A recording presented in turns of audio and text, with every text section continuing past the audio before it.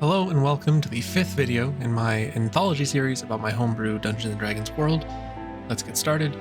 This is an anthology of Arlor, Federation.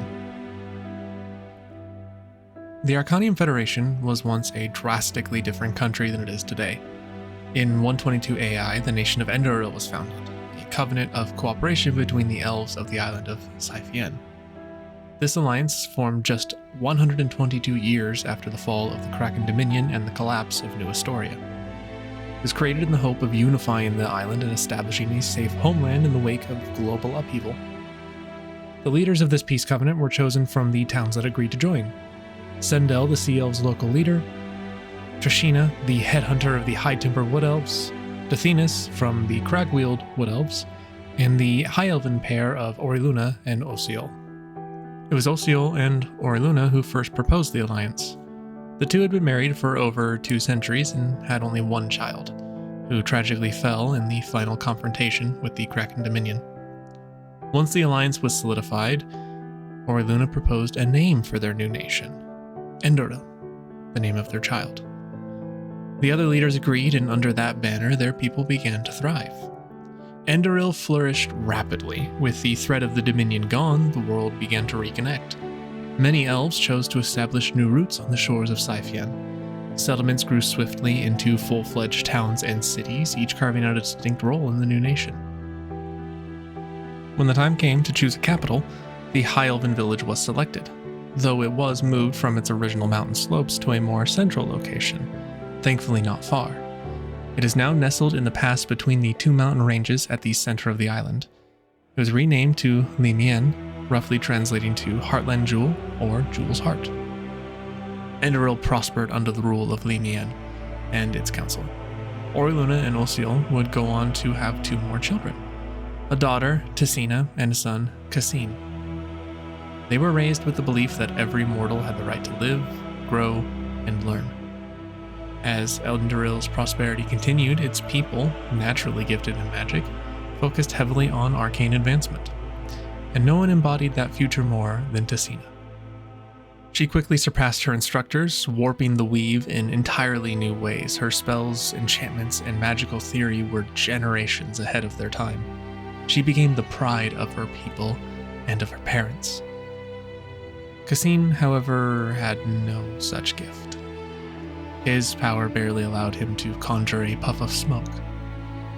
Overshadowed, neglected, and desperate, he spent over a century searching for another path to greatness. He studied forbidden lore, pleaded with the divine, even reached out to eldritch forces in the astral sea. But it wasn't until he turned 247 that he made a breakthrough. Blood. Rather than tapping into the weave, Cassine discovered he could use his own life essence to cast more powerful spells. It was exactly what he had longed for, proof that he could rise to the same level as his sister, proof that he was worthy of his parents' legacy and their love. Then a darker thought crept in. If his own blood could grant him such power, how much more could be gained from the essence of others? If the small amount he could sacrifice from himself was so potent, how powerful could his magic be if he used the full life of other creatures? The thought was too tempting, and so he started with animals, small ones, then larger creatures, and eventually his first elven subject. Over time, Osiol and Oriluna began to notice changes in him. He became withdrawn and irritable. Local pets began to vanish. He'd fly into rages, avoiding the topic whenever an attempt was made to discuss it. Only after a household servant went missing did they act. They followed him one night as he slipped out into a secluded mountain clearing, and it was there they found him standing over their servant, surrounded by a ritual circle of blood, siphoning the life essence from the body. What happened next is unclear. But the next morning, Osiol and Oriluna and the servant were found dead, drained, gaunt, and lifeless. And Cassine was gone. There were scattered sightings, most notably in the city of Stillwater, but nothing ever concrete enough to give chase. Tessina was left to pick up the pieces.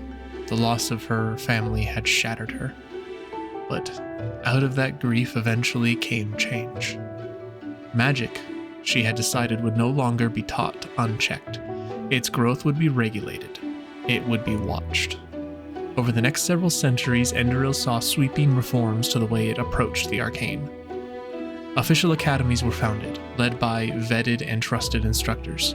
Strict rules were placed on which spells could be learned, and in Limian, divination centers were constructed, capable of monitoring the flow of the weave across the nation. If something was cast that fell outside of regulation, they would know, and they would respond. Tessina became the first official High Chancellor of Enderil, and it wouldn't be until her passing from old age that another major shift would occur. Her successor, Kasesh Felathane, a man with far more expansionist vision, took the seat.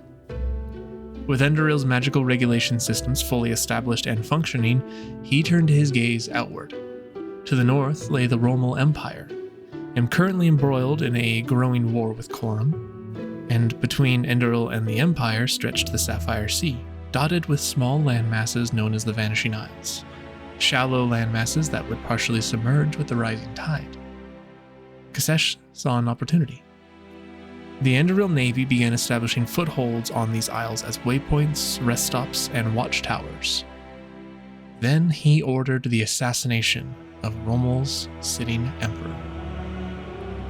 But before he could launch a full invasion of the weakened and now leaderless empire, fate intervened. High Chancellor Kasesh Felathane was assassinated. The killer was caught and killed trying to flee Limian, and the body they found was unnatural. Pale skin, black eyes, veins stretched tight under taut skin, and a mouth sewn shut with red threading. The true origin of this individual was never confirmed. Some claim it was a Rouge Watch agent from Viakin. Others suspected elements within Enderil's own military. Commander Marine, head of the Grey Augurs, had been vocally opposed to the entire campaign against the Romal Empire. She believed the nation should continue building strength on its own soil until it was truly untouchable. Her stance had already caused hesitation within the military ranks. She was more trusted than the High Chancellor by every single member of the military. She had proven herself, and thus, she was a more reliable name. With Kasesh dead, the scribers, the city leaders appointed by the High Chancellor, called a vote. The result was swift. Marine was chosen as the new High Chancellor. Her rapid election in the wake of her predecessor's death sparked endless rumors, but none found enough purchase to cause her coming reign any problems, and with her election marked the second great transformation of Enderil. Just 10 years after taking power, Marine officially renamed the nation to the Arcanium Federation and shifted its priorities toward one goal: stockpiling power. She instituted a new tax, not one of gold or goods, but one of magic. Every citizen capable of casting spells was required to visit arcane facilities each day, donating a minimum amount of magical energy into specially designed arcane batteries.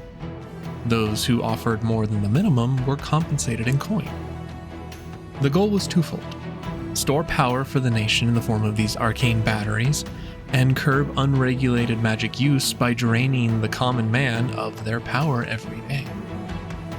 But the system quickly created a divide.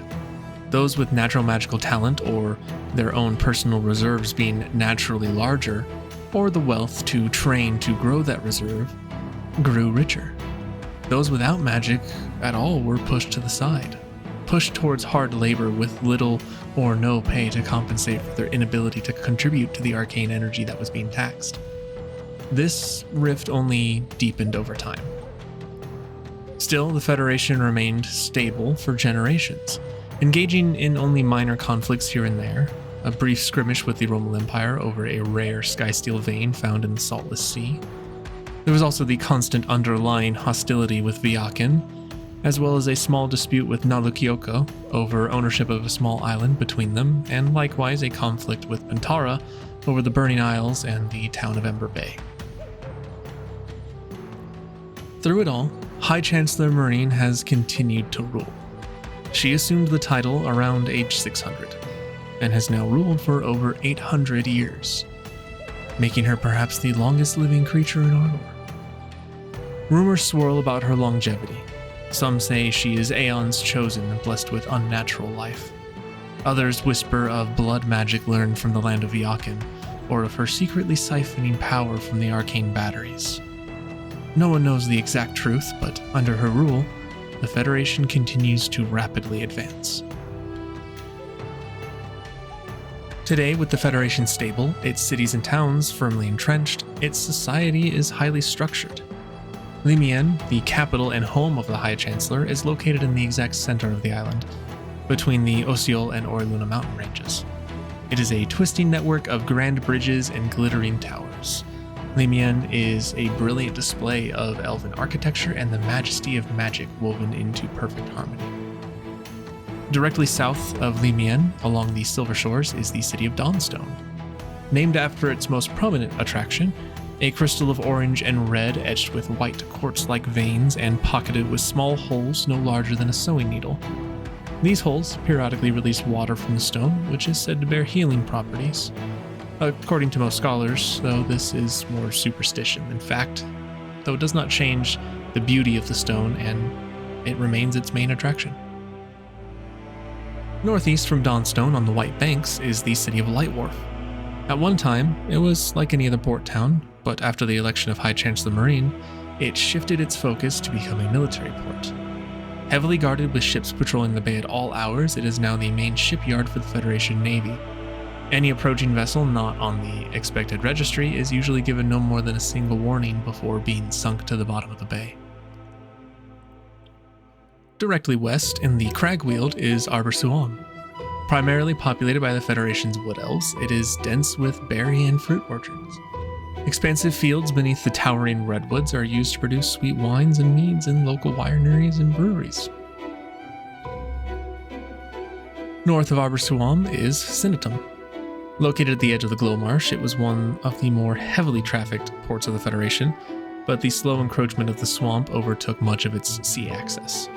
Now it is a struggling city that makes its due through salt harvesting, a trade that other coastal cities have largely stepped away from to pursue more lucrative ventures that Sinatum cannot quite get their hand in. This leaves Sinatum to, thankfully, corner the market and maintain its stability. Southwest lies the city of Stillwater. While Lightwharf serves as the main military port, Stillwater is the Federation's primary civilian port. With Timanther, Coram, Pantara, Viakin, and Zahul all a short trip across the Sapphire and Shadowed Seas, the city is highly trafficked and constantly buzzing with both local and foreign visitors. Directly south is the city of Pestris. Sitting at the western edge of the Osiol mountain range, it has become a prominent mining hub. With roads carved throughout the mountains and outposts and camps dotting the hillside, they extract the region's iron-rich earth. West of Pestris, on the far edge of the high timber, is the city of Locum. It built its wealth and cemented its place in the Federation as the island's largest supplier of timber, using a mix of arcane and wood elven druidic magic to expedite tree growth. The city maintains a delicate balance, harvesting while ensuring the local flora and fauna remain unharmed and expediting the growth to such an extent that they can cut down a tree and harvest it again in a single day. Finally, on an island just off the eastern coast of the mainland is the city of Ninsula. Once a bastion for the Sea Elves, who still make up a sizable portion of its population, Ninsula has taken on a more militaristic role. While Lightwharf builds the Federation's ships, Ninsula handles the training and education of its troops. There are persistent rumors of unsavory practices used to ensure loyalty, but few are bold enough to voice those concerns in public. The Federation began as Enderil, an attempt to unify an island and build a better future under a loved one's name.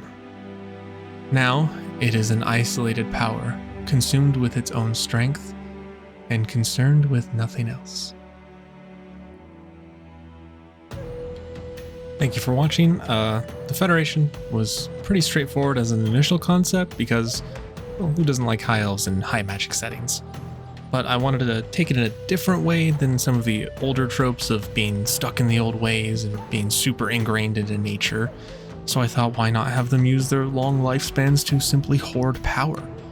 This has made the Federation kind of just take a backseat to a lot of the campaign stories, but they've always kind of hovered there as a big shadow of a place that sounds great on the surface, but looking at all deeper, you see non-magically inclined people being treated very poorly and out on the streets, which I thought was kind of a fun contrast to the normally very polished and kind of prim nature of most other elves in a lot of other settings. But I am rambling, so I will end it here and just say thank you again for watching and listening to this condensed history of the Federation, and I hope to see you in the next one.